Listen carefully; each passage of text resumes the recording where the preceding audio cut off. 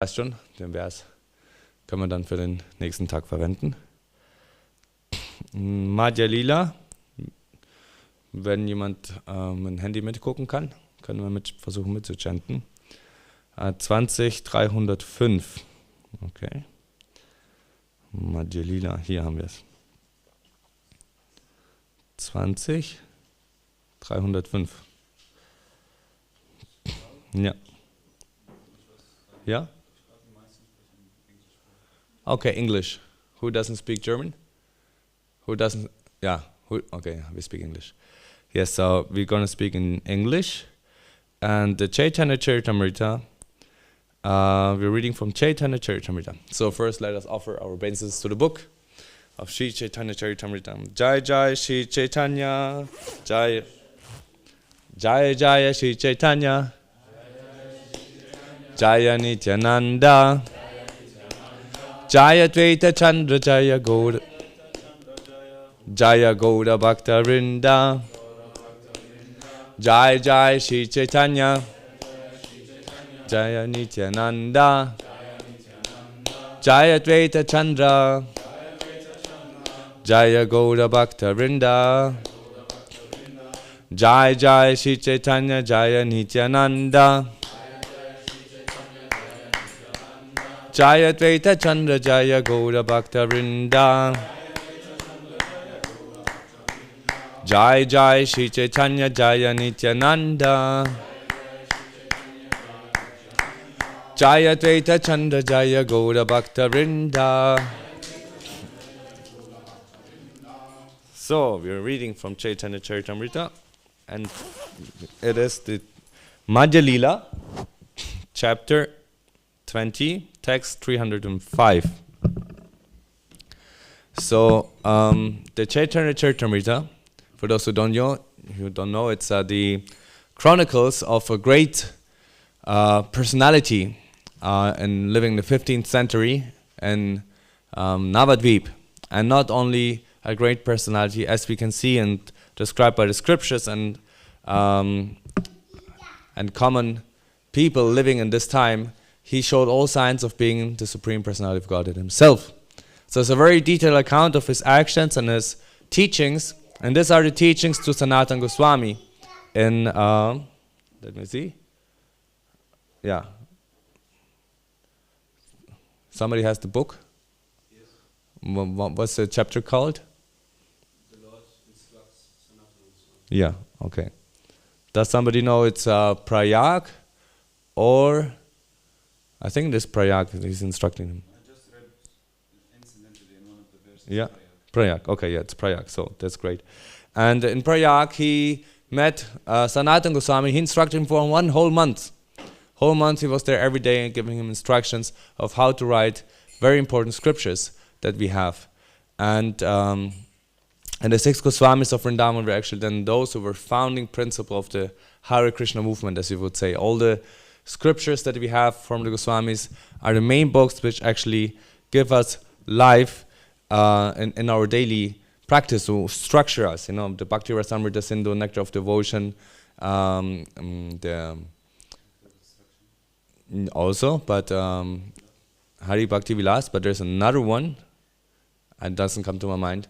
But all of these books are practically implicating our daily lives, and actually also even how we worship the Supreme Personality of Godhead. Srila Prabhupada had the deity worship being based on Gopal Bhatta Goswami's standard of Radharaman temple in Vrindavan. And this is what we are following here. Krishna Kshetra Maharaj studied it very deeply and adapted it, and actually it was established. ISKCON deity worship standard was adapted to the Radharaman deity worship, which is very high standard and very, very nice. So in all of this, we now have a reading about instructions to the Goswamis. So it's very interesting, what is Chaitanya Prabhu telling the Goswamis? If somebody great saintly people meet, what do we want to know? We want to know what they spoke about. So it's like if we have Einstein is meeting Oppenheimer, or if Einstein would or Oppenheimer would meet Prabhupada, what would they talk? What would Prabhupada tell them? That's interesting. So that's like, so in the same thing, actually, if you see, Sanatana Goswami was not just a normal person, he was one of the great ministers of a great king, and he was very influential. He was a very powerful person. It's like if a great politician now comes and meets Radhanath Swami, and then what did they talk about? What did they talk about? That is interesting, huh? We want to hear. So we want to hear what Chaitanya Mahaprabhu talked to Sanatana Goswami. Of course, as a side story, Sanatana Goswami renounced everything for Chaitanya Mahaprabhu. He became even a very lowly person, and all his wealth, even he had like ships full of gold, as described. He renounced everything, and in this situation, he's meeting Chaitanya Mahaprabhu. It's also an interesting story because Sanatana Goswami was fleeing, actually, was escaping through the forest, and actually now then is finally meeting Chaitanya Mahaprabhu, and so he's very eager to hear. So let's hear this verse. Kona kalpayadi yogya jivana hipaya. Kona kalpayadi yogya jivana hipaya. Apane ishvara be angse brahmahaya. Apane ishvara be angse brahmahaya.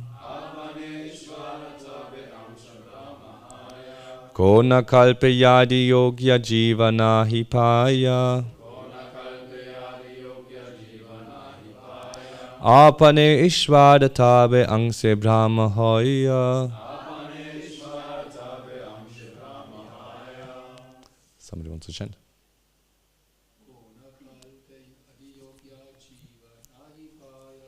Kona kalpe yadi yogya jivana hipaya. Apane ishvara tabe angse brahmahaya. Matajis?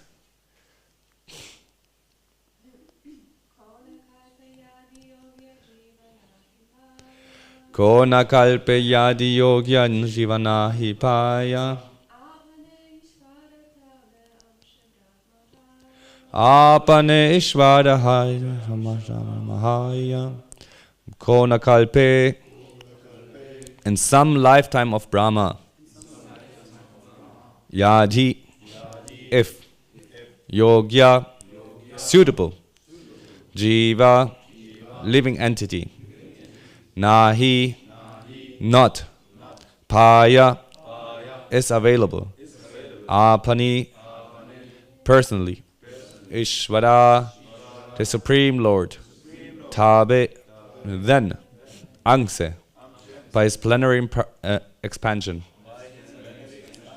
Brahmahaya becomes Lord Brahma. Translation and purport by His Divine Grace Abhay Charana Arvinda Bhaktivedanta Swami Srila Prabhupada Ki.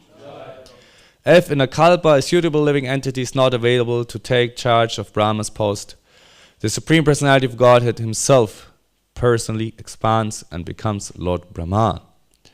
Purport. In one day of Brahma consists of 4 yugas multiplied by 1,000 times, according to solar calculations, 4,320,000 years, and such also is the duration of his night. 1 year of Brahma, his life consists of 360 such days and nights, and Brahma's lives for 100 such years. Such is the life of Brahma. Om Jnana Timirandasya Gyananjana Shalakaya Chakshuram Litam Yena Tasmai Shri Gurave Namah Shri Caitanya Manovistam Stapitam Jina Bhutale Swayam Rupa Kadamayam Dadati Svapatintikam. Hey Krishna Karuna Sindhu Dinabandhu Jagatpate Gopesha Gopika Kantara Dakanta Namosate Tapta Kanchana Gaurangi Dhadhe Vrindavaneshwari Vrishabhanu Suti Devi Pranamami Hari Piye Anchakalpatrivya Kripa Sindhu Vasha Patitanam Bhavanevyo Vaishnavevyo Namo Namaha. Namo Vishnu Madhaya Krishna Prishna Bhutali Srimati Karamakanana Samiti Namni. Namo Vishnu Madhaya Krishna Prishna Bhutali Guru Dasha Tvita Samiti Namni. Namo Vishnu Madhaya Krishna Prishna Bhutali Srimati Bhaktivedanta Samiti Namni. Namaste Saraswati Devi Gauravani Prachalini Nirvishesha Sunjavari Bhaskare Desha Taline. Jai Shri Krishna Chaitanya Prabhu Nityananda Shri Advaita Gadadhara Shivasadi Gaur Bhaktavinda. Hare Krishna Krishna Krishna Hare Hare Hare Rama, Hare Rama, Rama Rama, Hare Hare. So what's very interesting is that Krishna himself takes personality. He takes responsibility and he comes if there's nobody suitable. So the mission needs to be accomplished. There's some structure that needs to happen within this material world. Some Brahma, the highest living engineer, the best of all engineers. Indians are good software engineers. Germans are good mechanical engineers. But the best of all engineers is Lord Brahma. And if somebody is not suitable, then the Supreme Personality of Godhead takes that position. So what can we learn from that is that the Supreme Personality of Godhead does not need any of us or you for anything to be done. So here we are in a temple and we are trying to serve the Supreme Personality of Godhead. And in this attempt to serve the Supreme Personality of Godhead, we are trying to do some extra nice service for the Lord. So, and when we come here, we think like, especially if you live in the temple, you might think, without my service, it would not work. And same also as a husband in a family. Without my help, they would not survive. Truth is, of course, it will be different, but still it could survive. Temple would function, everything would go on. But we think, I'm so important, and I'm this spoke. I'm the middle of the whole universe. Everything is turning around me. And it's so important what I am thinking. If I am mental, everything is bad. And if I'm happy, everything is good. And I don't care about others if they're sad. And if I'm sad and if others are happy, they also must be sad. You know, they're not allowed to be happy. So we're putting ourselves in the center of this universe. And but we can see that actually, if you look neutrally on it, the Supreme Personality of Godhead and even things within this world will happen if whether we find them out or whether we do them or whether we don't.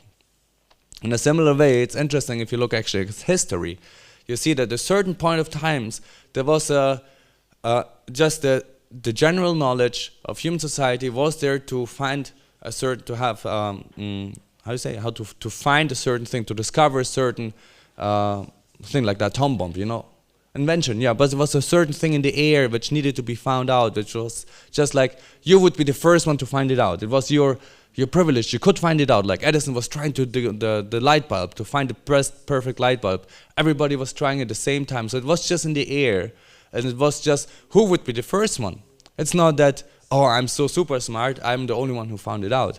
But actually, it's a whole collective consciousness which is building up and then coming to a certain point. And then it is fructifying.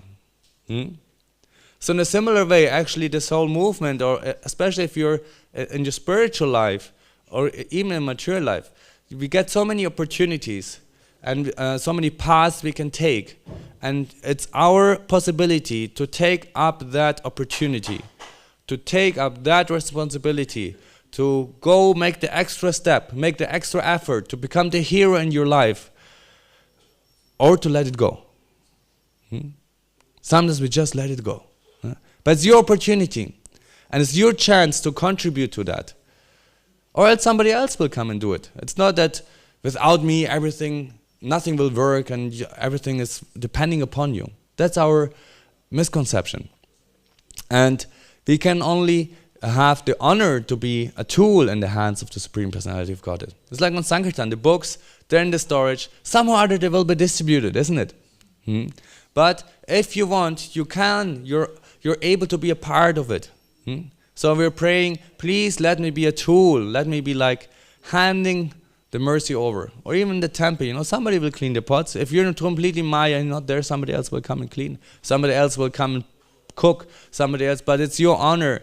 You're here in the temple, you can come and listen to Bhagavatam, you can listen to the Supreme Personality of Godhead, you can serve your family, to become spiritual. We can do something to elevate ourselves in a spiritual way, and it's our opportunity to make it perfect. If we don't make it perfect, then we're just procrastinating. We're just putting things on, and that's actually our mistake, that we are not on the edge. We're not on the cutting edge. You know when you're on the cutting edge means that you're right. It's like when you have a blade and you want to cut it in a certain angle, it's perfectly cutting, it's slicing perfectly. And if it's too much tilted in this way or the other way, it won't cut that perfectly. So in the same way, in our spiritual life or genuine life, if you're not on it, then life will be upon you. And you won't be on this cutting edge. You will be like doing something, but it's not really happening, you know? And it's you feel there's some lack in your life, some emptiness in your life. And thus we should always try to be on this cutting edge. And if you're on this cutting edge, all possibilities and yourself you can actually unfold, and your true self is coming out. As you're hiding your true self. If you're not really giving everything what you have, you're covering yourself up. And nowadays, what is the biggest cover-up that we have in this age? It's called distraction. You have so many possibilities to distract, and especially these little things. You can tip off the finger, the whole world is there, and it's distracting you in any way possible you want. It can fulfill all your desires. So that's a very interesting thing that we need to be focused. You know, we need to be on the cutting edge. And if we are on the cutting edge, even in our jobs, in our daily life, but especially in spiritual life, if you're on this cutting edge, you feel a great satisfaction within your heart. You know you're doing the right thing, and nothing can stop you. And it pleases you. And actually, you can give this happiness and this pleasure that you have to others because you're cherishing it. You're cherishing the spiritual life. So what is happening mostly is that we are just procrastinating. We're putting off things that we want to do actually. I know I should do it like that, or I need to do this certain task, and I'm just putting it off, and it's like, I don't really like it. I sometimes have some emails, you know, I know it's like somebody's complaining or some issue which is not very pleasant, then you just don't read the email. 2 weeks later, it's still there, mark it as unread, okay, very nice, it's there in the mailbox. But maybe you should take a look at it. No, not necessary, you know, we have other things that are more enjoyable, so we rather do them. But it's just like putting them like next step up, and you're covering yourself, and then you start, what happens? You start losing self-value. You start like, actually, I'm not really doing it. You feel like it's not happening, or something is upon you like a dangling sword. This is Greek myth. How is this called, this dangling sword? Damocles, yeah. This is hanging above you. You know these stories, actually? In Arabic, you don't know these medieval European stories, huh? Balaram. No. You know about them? Some. So do you know about the Damocles sword, yeah? Cool. So this big sword is hanging above you, and it can at any point hit you like boom, you know. So at the same thing is if you keep procrastinating things and I do them later, then it's like it's hanging there, and it's like one point it's gonna hit you. It could hit you, you know. And in such way, we're putting things ahead. And especially if we put in a spiritual perspective, the main thing that we're procrastinating is to become pure devotees. No? It's like, you know, we do a little this, we do a little that, we're not completely there. And it's like, at one point of time, you know, we will die. Anytime we can die, you know, it's like, you're going on a car ride, and it could happen in the next corner. It could happen so quickly, you slip on a banana. It's a funny story in Peru, actually. We told ourselves as children in the Gurukul, we said there was and Peru is known for earthquakes. And there was a big Japanese man who was very rich, and he thought he's going to build the perfect earthquake-safe house and nothing's going to happen to him. So there was a big earthquake, and you know, if an earthquake, it's interesting, you don't have no shelter, nothing, you know, everything is shaking. So it's pretty scary. So he was very scared, and everything was shaking. It was magnitude 7, huge earthquake. So he came out, everything was broken, the whole neighborhood, roads split open, but only his house was standing. His house was standing. He saved himself. So glorious, he comes out on the street, and he's the hero, and everybody's like, wow, I wish I would have that house, you know. And then there's a banana peel. It's a true story. He slips, and he dies. So if you're supposed to die, who can save you? You know, a banana peel might be there. Something else might come. The pujari might become angry. Something might happen to you. And you're on the cutting edge.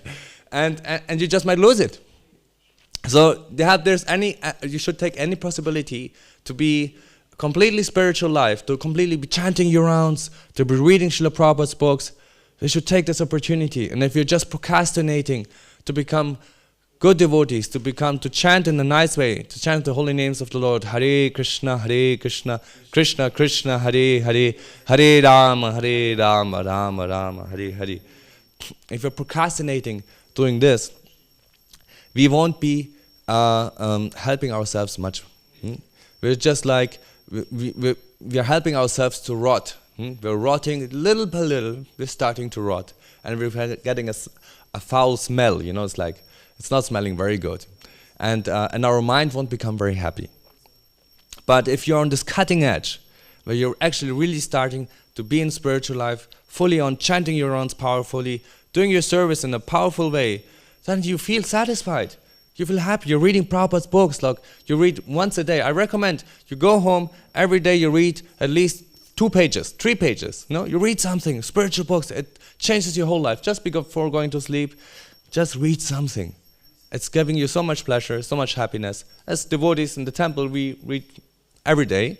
But if you live outside, like me, also Grihasta, we don't have so much time for reading. We have duties. But in the evening, a little bit. It's so nice. And it's actually, you go to sleep with a nice consciousness. And then you might dream of book distribution. Happened to me. It was beautiful. And I didn't want to wake up. So, yeah, the interesting thing is that we should be on this cutting edge, where we're actually really doing something for Krishna. And doing something for our spiritual life. So there are things which are actually, and procrastination are very important, or which we should be aware of. Like, we know all of us have something that we are procrastinating. Some it's more like a big thing. For others it's less trouble, but sometimes we might face it. So if we are facing it, there has been a very nice research done by some PhD, and I took out 4 things which might help you. So let's study those 4 things. So there are reasons why you might be procrastinating. One, which I said, is distraction. We're distracted by so many things. And so we might go either direction. We just want to do something. Like sometimes it's like you're going somewhere, you want to do it, and then you end up being there and talking to other people, this and that, and afterwards like, what did I want to do? I need to go back and do it all again. Like, yeah, that's what I wanted to do. Some of you know it maybe, no? So that's distraction. So our mind is everywhere. Then the other reason why we might be procrastinating is we have a low task value, meaning that we might think, that's not so important. I can do it later. And then you have a huge pile of things that could be done later. This I can do later. Then the other reason for procrastination is the long duration of an action. We started, like, it takes time to complete it, so you just like, you do a little bit here, do a little bit there, but you never really finish it. It's like the many sickness of artists. If you go to galleries of big artists, you see many works of them, and most of them are unfinished, Artists must have the feel for it. and they never end up finishing it, You just have so many things started, and here started, there, but it's not all done. So there's a long delay, and we might not really do it. And that's also something which is in spiritual life, To become a pure devotee, we think like it takes 1 week, then we realize it takes 1 month, it takes 1 year, it takes 10 years, it takes a whole lifetime. And then we realize it might be taking more lifetimes. So we might be also seeing this, oh my goodness, you lose sight of it, just like become so big, we become like, oh my goodness. So that's another reason why we are procrastinating. The other thing is, we are not self-efficient, meaning that we are not effective, or not it's described here, self-efficient, self-efficient. We're not productive, we're just doing something here, something there, unstructured, You do everything scattered, just like how your moods are happening. Today you want to do this, tomorrow you want to do that. So these are the reasons, 4 reasons why you might be distracted. So it's very important also in spiritual life, before we can tackle something, we must understand what is the reason, what is my biggest problem. You might have more problem with distraction. Another person might have a big problem with it's not very important. You always undervalue things that you put them later on and you pile them up, or you might just such a big thing for you, or you're not self-efficient. Yourself in your task routine every day, what you're doing, you're not very efficient. So this might be the 4 reasons why you might not be efficient. And then there are 4. It's actually 3 main one, but 2 extra solutions which we can tackle to address this procrastination. So the first one is, of course, we need to understand that there is no one recipe solution. It's like for you identify your problems with procrastination. Why are you putting things ahead? And tackle those specially. Like if for example, if you have if you have, I come later to this again, if you have problem with distraction, you can just take your phone, for example, if it's your phone, you leave it in the car, or I do it during japa, I leave it very far away, another room, when you do meditations, put it very far away, because at home it's like nobody's watching you, it's not like in the temple, you're chanting here, Yes, everybody's watching if you're like looking at the phone or not. But at home, you're all alone, you can do whatever you want. So I put the phone very, very far away, and flight mode, so it's not distracting me, and I chant my rounds. And that's very helping me a lot. So that's like, if distraction is your problem, then do like this, So identify your problem, and it's unique for yourself. Your recipe might not work for somebody else, especially with this procrastination. The second thing is, understand that you're vulnerable to it. Like, when is it coming? When is it happening to you? Like, at which point does it start? Like, okay, here, when I'm in this situation, I'm very vulnerable to procrastination, or in that situation, I'm very vulnerable. So it's like at different points, you might be more affected by it. Then there is, you can have certain strategies to help you. One I just named: when you're distracted, you put a distraction away, and if you have problems with being self-efficient, you make yourself little small wins. You make small tasks. Like, okay, you have like one task. Like, that's what you do in strategic planning. You have a big task, and you do many small tasks. You cut it in many small parts, and you say, okay, let me win this battle, and then let me win that battle, and let me win this battle. So it's like you cut it in small tasks. In book distribution, sometimes we do it. We say like, okay, I want to distribute 100 books. How am I going to do it today? You're standing there on the street, and you have like a whole weekly, it looks like unsurpassable mountain. But then you say like, okay, I'm going, let's say for the ease of calculation, you're standing 10 hours on the street, and you're trying to approach and touch people's hearts. So 10 hours, so if it's 10 books per hour, that's not so much. Just must find 10 people who are like inspired. So it's 10 people per hour. So you look on the watch, 10 people, so that's 60 minutes. So it's like every 10 minutes, 1.5 books, one could say, around, So that's okay if you give like 1 or 2 people 3 books, 2 books, it becomes much easier. So as the whole big pile of doing 100 books becomes much smaller. And then you stand there and then you meditate upon it. But in a selfless way. Of course, book distribution is its own. It's not that you can schedule, but if you're aware of it, you cut down the big chunk, making it small. And then in the end, you can achieve big results. So that's the thing. You have create small wins. Like if you want to achieve something, create small wins. Then you can also, if you have problems with the value of your task, that it's not very important, create a value. For example, you can have it create a value for you by doing it with a lot of fun. Like you listen to, for answering emails, in my case it was, just listen to a nice kirtan or do it at the beginning of the day, Not in the end, it's like, oh, you put it in the end, but first do the most difficult emails, and then in the end, the pleasurable emails. And then in the end, it's like the cherry on the cake. Yeah, you do like the nice, sweet stuff that you really like doing, First you do the painful ones, and like, oh, okay, I need to do this one, that one. So you do the tasks that you really don't like in the beginning, and then in the end, you reward yourself. Or you do those tasks which you don't really like with some pleasurable action. And combine it so that the value of the task, like, oh, it's so much fun doing them. I like doing it. And then you feel very happy about it. Then the other point is, you could also, if you have problems with whispering distraction, I said, you put your phone away. And if you have problems with delay, is that you set small dates. Especially now that we want to become pure devotees. It's like, set small steps in your life, which you say, like, what are your goals? Of course, in one ashram down we have, like, the big ones is like, we want to have the 5 ashrams. With 25, you should marry. With 50, you should renounce family life and become more spiritual, and then take sannyas. So this is like the rough schedule what we should do. And then until 25, we are brahmacharis.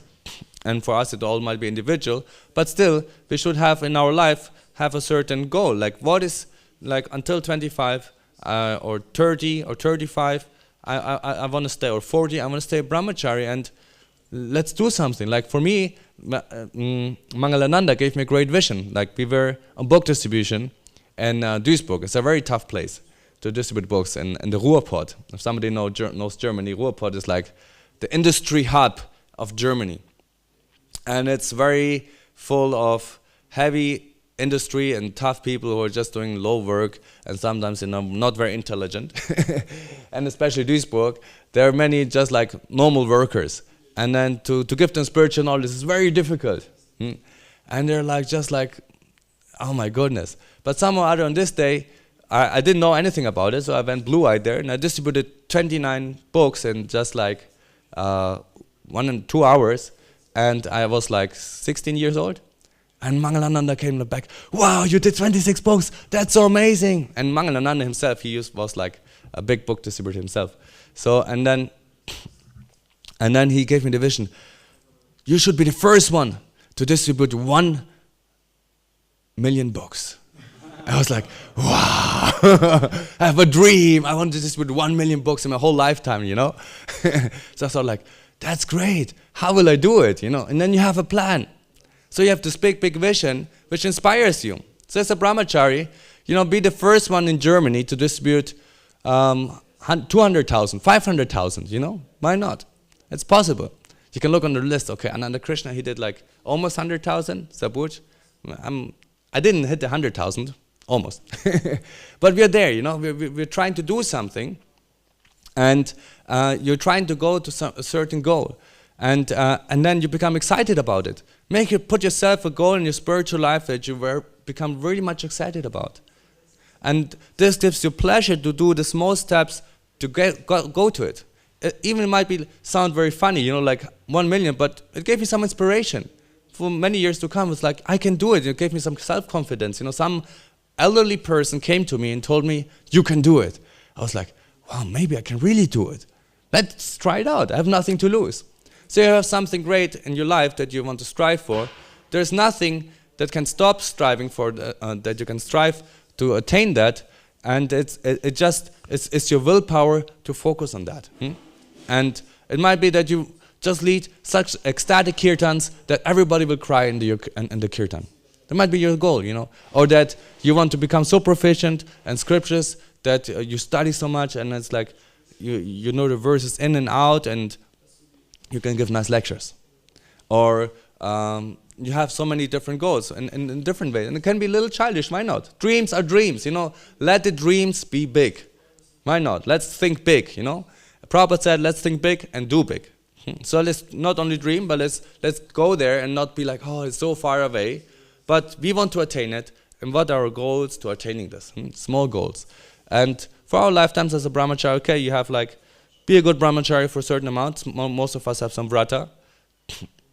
And then you say, okay, afterwards I do this, and then do that. And for example, if you take any project up, like Balaram Pran is doing nowadays, he took up European projects, and we hope that he will do it great. So we can say, okay, it's easy. Now we have a project. Let's have a goal. We want to inspire 100 youth in 1 year to have a complete spiritual experience. Such an experience that will be life-changing, maybe. Or we are book distributors, and we go out and say like, I want to find one person or two persons every day where I feel very happy, where I feel like these persons, they really took the book with so much happiness, with so much gratefulness. That's it. On work, like we do something, let me achieve a task, like there's this corporate identity, and then we might not identify with it, but you might say, okay, let me achieve this and that goal, and I work to this small little goal, even or like become department head or something. It is something that you achieve for. But even better in your spiritual life, bring your family together, because that's the main thing in Grihastha life, that we as a Grihasthas, we are responsible to bring those souls which are coming to Krishna. And if we're bringing them towards Krishna or towards spiritual life, then actually family life becomes precious. It becomes a temple. It's Grihastha, it's an ashram. So it's not just like a Grihamedi, it's a dark well, it's described in the Vedic scriptures. If we just use it for sense enjoyment and distraction, it becomes a dark well where you're pulling yourself down. But if you put in spiritual life, it can elevate you and make you a saintly temple where you have saintly persons growing up in a wonderful environment, and which can bring light to their environment when they later grow up themselves. So it's very important that we ourselves are very spiritually powerful, and we can have a goal like, okay, let's be the very nice family. Let's have my son become such a nice person, like the great saintly person that we know, and it's like, let him become a great servant. So we can have all different kinds of visions that we want to have, and we should have them and not let go of them. Like, what is your dream? What is your big dream? Why did you come here, and what do you want to achieve? And achieve that dream. Go for it, full on.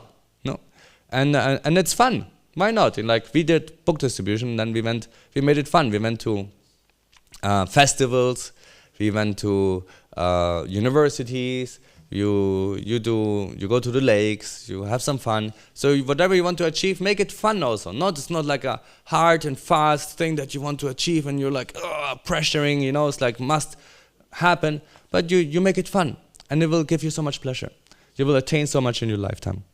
So these are the 4 things that I would want to say about procrastination. And be aware of it in your life, so that you can continue, that you don't just keep standing in one point and the sword is dangling upon you, might be falling upon you any moment. But take the next steps. Make yourself a vision. Don't be distracted. Put the things that distract yourself from achieving the big dream, put them to the side. What is that you want to get? And make yourself some little steps, how to get there. Set certain times, like by 25 I want to do this, by 30 I want to achieve that, by 35 I want to do this. Why not? Have a line, do it. And once you do it, you feel like, wow, you're so powerful. You achieved step number 1. And there's nothing that is not impossible. So it is all possible if your mind is set to it. And it's so much pleasurable. Try it out. Give it a try. Give it a shot. And there's nothing to lose on this way. And if you see, regarding to the verse, it's if you're not qualified, Krishna is going to find somebody else more qualified. If there's not a qualified Brahma, he will find somebody else. So it's our opportunity to do that, to fulfill our dream. It's our opportunity, and we're just procrastinating mostly. Usually we're not, there are 2 problems, like we don't know actually what we want, or we know what we want, but we forget about it. It's not very serious. And like, it's now. Or we don't have trust in ourselves that we can actually really do it. We don't trust ourselves. And then we are like, I will never do it. So go into it, try it out, and fulfill your dreams. Become whatever you want to become in the service of Krishna. Spiritual dreams. Material dreams, they will come and go. This will never be fulfilling. It's interesting that those rich persons, they don't have any desire, any excitement when they attain something. It's like to impress somebody who has so many things to impress him, it's not easy anymore. It becomes more difficult, So to give a billionaire, to impress a billionaire, you need to give like millions of euros, Materially seen. But spiritually seen, if you don't need much. So invest in your spiritual qualities. Might be some spiritual talents or might be spiritual goals that you want to achieve, something that you can do for Krishna. And everybody of us has its unique gift to give towards Krishna. Everybody's an individual, and you just need to find it out and do it. Try it out. Give it a try. Caitanya Caritamrita ki jai. Hare Krishna. Any questions or comments? Yeah, Björn.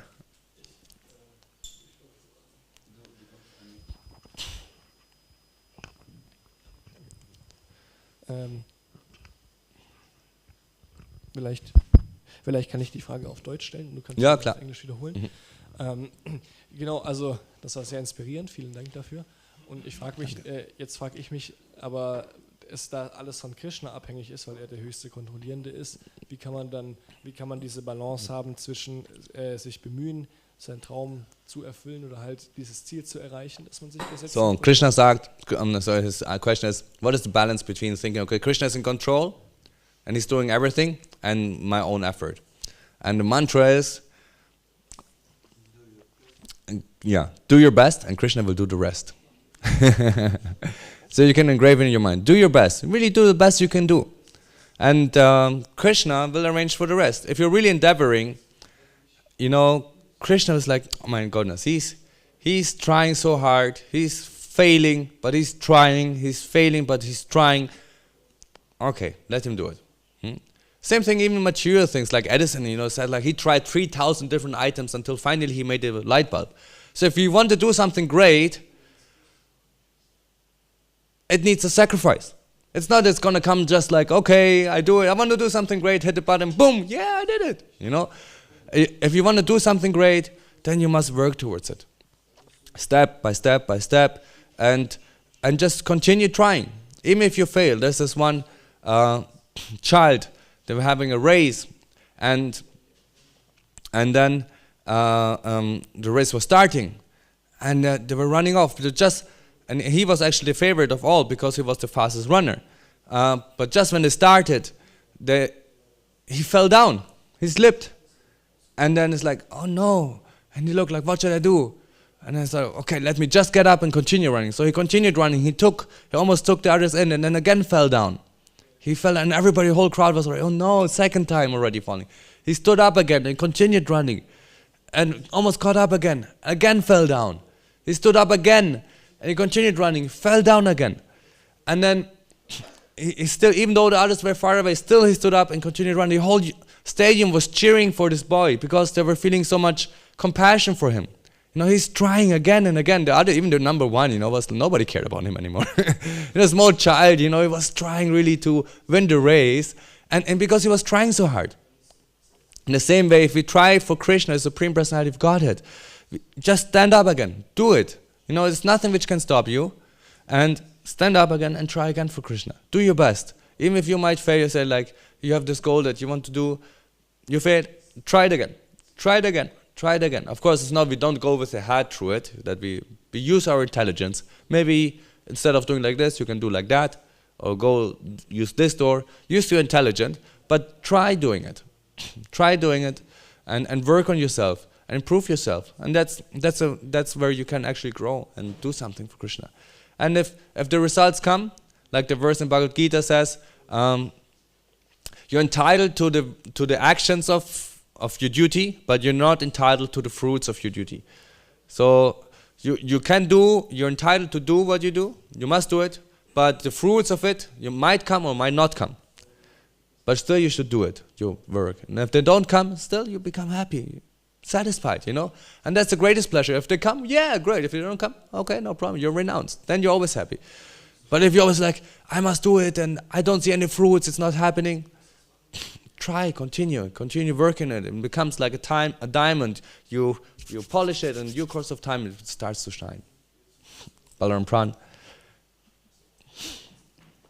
I hope that answered it. Do your best, and Krishna will do the rest. Okay. I just want to reflect a little bit on procrastination. Yeah. And it is said that procrastination is actually like a symptom, not a symptom. What do you call it? Yeah, a symptom of tamagun. Yeah. When somebody is in the mode of ignorance, he just keeps procrastinating. and then there is another aspect of like it's always easy to create new projects. You know, we have always new ideas. One may be creative, and we start something, but it's the most difficult is to maintain it. Yes. So I was just reflecting like how these three mentalities can influence a certain project. Like for example, Narahari Mataji says it took her 10 years to develop this standard now in the kitchen. Yeah. Before it was not, you know, like this standard of cleanliness, order, and so on.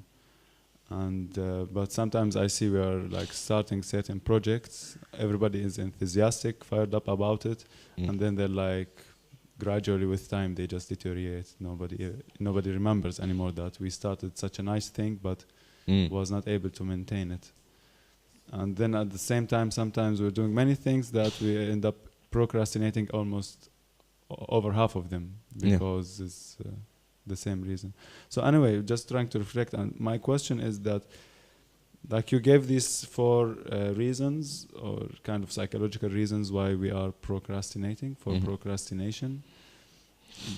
But do you think through our sadhana, which means trying to develop the mode of goodness, then this comes naturally, this overcoming this procrastination? I mean, it says if you're continuously chanting the holy name of the Lord in humble state of mind, thinking yourself lower than a straw in the street, you will become pure. I mean, there's nothing else that you need actually. Just continue chanting. And everything else will come in its place. It is possible. And we can also just have faith in it. But you can also work on the things which will help you to chant. And you might need it, but it's not completely necessary. But if you consciously work on it, it becomes easier. You can make your life easier. So it's like yoga, you know, or pranayama. You can do yoga, and you know it's helpful for your mind to set your mind. That's why it was created, to facilitate powerful meditation. So in the same way, all these things, there's you could call it psychological tricks, you know, or awareness, which can help you. These tools, they can help you to go faster towards Krishna. Like if you're aware of your faults, you can grow them. If you know it's like in engineering, if you have a machine and you know there's a weak part that might break, then if you're aware of it, you can replace it. If you're not aware of it, then you use the machine and a big disaster happens. The same thing in spiritual life. If you're not aware of your own faults or your own shortcomings, you're blue-eyed, like, you run against the wall all the time, you know, against the same problems you have. Of course, in one point, Krishna will just give you the mercy, but it's like a little unlikely. But you should be conscious. You know, chanting should make you conscious. And therefore, these things, like I said, it's like should make you conscious of how you're acting. And we can grow in it. And thus, if we become conscious, we can overcome this procrastination. We can overcome this other thing. So, but be conscious of it. And what are the issues? Why are you doing this? And if you become conscious, a self-reflective, introspective person, actually most of the things that you see in the scriptures or other things, you say, yeah, I thought of it. Makes sense. You know, actually deep within all these points which I read, it's nothing new for you. All of you know it's like you're delaying, you're putting things like way upwards, you're being distracted. All these things, you know yourself. It's all there. These are your problems. But maybe they were not worded as such. And then once you know them, actually, yeah, that's my problem. I'm just being distracted. It's not that I'm a fool or something. So let me put the phone away, and it just might help you so much that you're like, okay, it's powerful, it's working. You have some tools which can help you. As you might feel like overwhelmed by this problem, that you might not be able to work on it. So if you identify them, then it can make it easy to help work on it. Can facilitate easy work on it. The other thing is what you said on maintenance, and then tamagun, not doing it at all, and then passion to create something new. We have many new projects we create.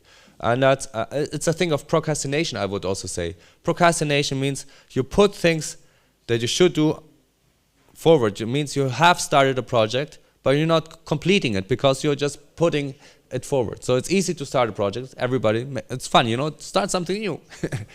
we like always the new page, we like always a new day. So, but what you already have done, there are also some ending tasks to it. And sometimes, usually we're just putting them ahead of us, you know. And then we're never really completing the task. Or standards that we do in the temple in daily life, you know, we start something and then the standards are not kept.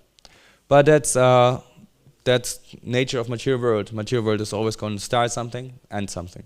But we must find the balance to carry it in a certain way. And what we can do is, especially in the projects, becomes difficult because there are so many people involved. It's not only depending upon you, it's also depending upon others. You just do the duties that you can do to fulfill the task that it will happen. And if it's outside of your range of responsibility and power, there's nothing you can do. But you did whatever you could do to do your part, share of it. So we do our share, and that's all what we can do. We don't need to worry about big things that are not within our range of influence. And if we worry about them, we just end up like most newspaper readers. Oh, there's a big accident happened in Bakhmut. Or here, some big explosion. Oh my goodness, so terrible. But what are you doing? Okay, close the newspaper, drink your coffee, you know. What's the use of it? About worrying the whole world. But worry about your family, about your area of influence. What can you do to make your child happy? What can you do to make your wife more spiritual? This or that. Worry about your area of influence. Don't need to worry about everything else. Yeah. So in a similar way, worry about the prompts that you have on your desk and what you can do. And to not procrastinate, be powerful. And if you're a powerful influence, it's like, I just look like, yeah, that's nice. You know, I don't need to procrastinate. I start something, do it, end it. It's very nicely streamlined. It's powerful. Yes, let me be inspired. It creates a certain culture. Then you create a certain culture. And this culture can be very positive. Even if it's just like you're just visiting the temple, living outside, or your family, or you're living in the temple. Sometimes you're traveling, and sometimes you're coming back. Still, you can make a big difference to the temple when you're coming. Saintlies, sadhu sangha, sabhashastakai, lava matra sadhu sangha, sabha siddhihai. A moment's association with a saintly person can give you the full perfection. So if you yourself become a beacon light, like a pilot light, you know, this light, then you can also influence others, and this will be very nice for you also, because like, you have some meaning in life. You can contribute something. Not in a proud way, like, oh, I'm the big guy, but you can contribute something. I mean, try to do your part, you know. That's what we can do. We can try to share some goodness. So try, do it. Okay? Hare Krishna. Sanjay, du hast eine Frage?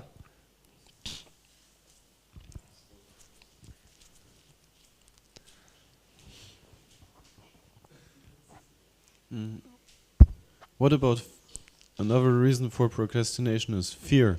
Yes. Can you say something? I will be in the kitchen, I will hear from there. Mm-hmm.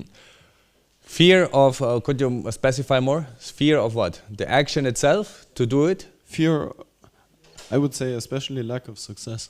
We are fear of lack of success. I can think of two things. There is one thing to be afraid of not getting the result we would like, and there is also fear of, I noticed that for myself, is that we think that, yes, I want to do something nice, but if I start considering what I have to go through before I can do like that. Mm-hmm.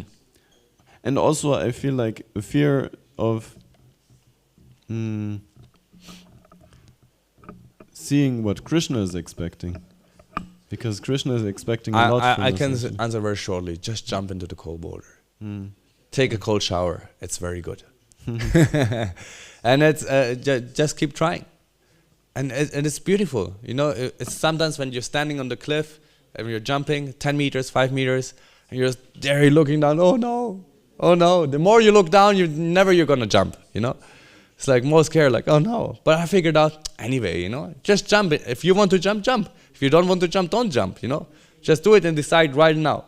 So it's like, same we have also in relationships. No, shall we marry, shall we not marry? If you want to do it, do it. If you don't want to do it, don't do it. It's very important that we make this cold jump, and whatever it is powerful. Whatever you're going to experience down there in the water is going to be perfect. Because Krishna is protecting you. He's giving you what you should get, and is not giving you what you should not get. But you try it. There's nothing you can lose. Is it good? Yes. Not convinced. Yeah, the thing is, don't overthink. Don't overthink this thing. It can be one problem. If you're overthinking things, you make out of a mouse, an elephant. So just try the action that you want to do. Give it a try. Don't be afraid of the of failure. Yes.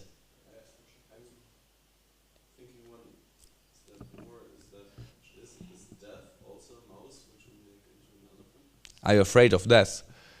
I'm always at a task that's deathly. That's like, if it's deathly, I would, okay, you can be careful about that. You know, if you mean in the big picture death, if you're scared of death, of course, that you're scared of death, and in due course of life, death will approach you. Or are you saying the action is dangerous itself? Well, I'm just thinking we're looking forward to that event. Ultimately, Okay, looking in the big picture, yeah. we're honest in spiritual life, we're looking forward to that. So, Yeah.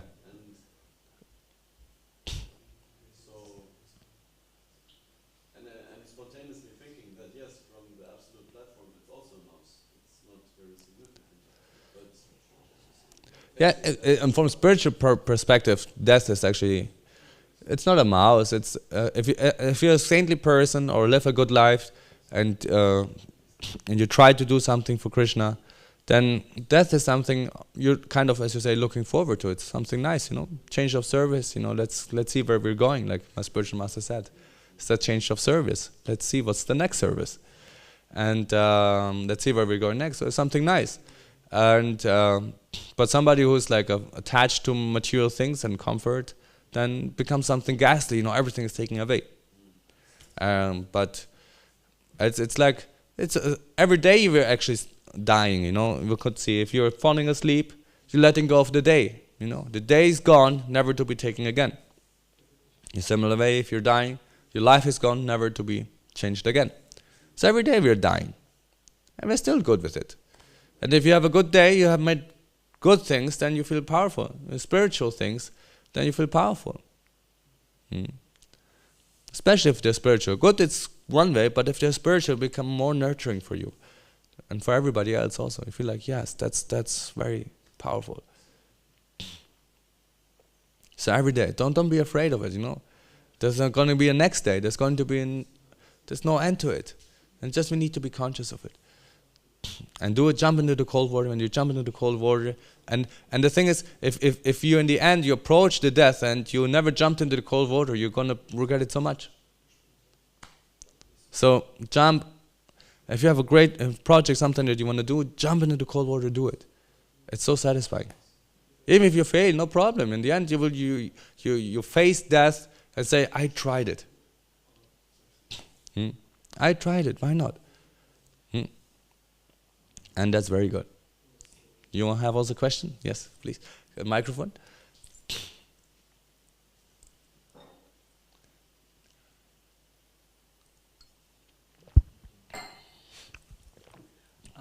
I would like to ask how to make things or task priority to reach Krishna in a soon and maintain consistency, because one day we might do that as a part of our daily duties. So how to maintain that consistency and how to reach as soon as we can, or I can. Yeah, very good question. Thank you. We call this in spiritual life sadhana, to have a spiritual routine that we do every day to go towards Krishna, a practice. And we have, it's like before you start something, good thing is to start, especially in spiritual life, before you start any other action, in the morning, like we do here, wake up early. Before this, like in my life, I'm also a family man. So before the children wake up, you wake up and do your spiritual practice. Do your japa, chanting of the holy name. You do some reading, and it's powerful before they wake up. It's so good. And then once they wake up, okay, you have time for them. Give them quality time. But once your spiritual activities, do them there. So have for me, it's very good. I'm a scheduled person. So if there's if I do, it's said, if you do it for 3 days consecutively, there's you have the high standard, the high possibility that it becomes a habit. So the more often you do it at the same time every day, you have a great chance of doing it as a habit. And once you have it as a habit, it becomes natural. Like you do it every day, you wake up and do rituals. Everybody has rituals. You wake up, dress, brush your teeth, and then what do? So instead of going onto the phone, or before sleeping also going to the phone, do something spiritual, you know? Because of course I understand, sometimes you have a lot of work and at the end of the day you just want to relax. But put the time, okay, here's the relaxing time, you space out in the internet or whatever, and then you have the time where you do spiritual practice.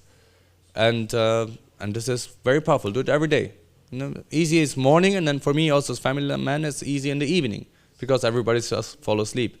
Then okay, then you read something, and shortly before that, spend quality time with the family. And because also sometimes we make the mistake that we are very spiritual, like very eager, and then okay, family, don't distract me, everybody be quiet, you know, it's like, and we become ignorant and also hurt them, and they think like, what is this guy with his spirituality? They become averse to it. They think like, that's something unnatural, that's not something nice. So make it natural, make it happy, you know. And if they should be part of it, then make it a happy part, like arati. I'm making with my son, he's 2 years old, and we're making every evening an arati for the deities, for Jagannath. We have Jagannath at home. So it's very beautiful. And sometimes he's already in bed and I start ringing the bell and arati, he comes out of the bed, let's do arati, you know. So it's beautiful. So you make it as a certain ritual, something also you do together with the family, and it becomes very nice. So do it as a ritual, try to do it every day, and have that's the framework of your spiritual life. Have a framework, and that's very important. The better the framework is in which you package your life, the better it is. Also you have a noon break at work, you can read something or do something, but make it human. If you make it too rigid, then it becomes almost impossible to keep it. If you make it too loose, then you have too much space. Especially all these distractive things, you know, put them away. When you want the time that you want to do it, put them far away. It's very helpful. Thank you very much for your attention. Srila Prabhupada ki jai. Chaitanya Caritamrita ki jai. Go Premanandi.